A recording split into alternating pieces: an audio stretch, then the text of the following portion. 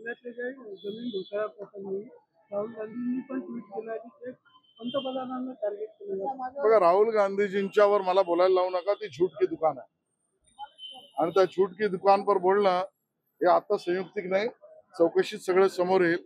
मला अजून एक मुद्दा मांडायचा आहे की वंदे मातरम या गीताला 150 वर्ष पूर्ण झाले म्हणून संविधानाने ज्याला राष्ट्रगीत म्हटलं, या गीताच्या उत्सवाचे कार्यक्रम आम्ही सगळे करतोय, देश करतोय. मग संविधानाच्या विषयावर गैरसमज पसरवून राजकारण करणारे काँग्रेसवाले, शरद पवारांच्या पक्षाचे, उबाटा सेनावाले, मनसेवाले आता कुठे आहेत? का वंदे मातरम गीताच्या कार्यक्रमामध्ये सहभागी होताना दिसत नाहीत किंवा ते स्वतः कार्यक्रम करत नाही?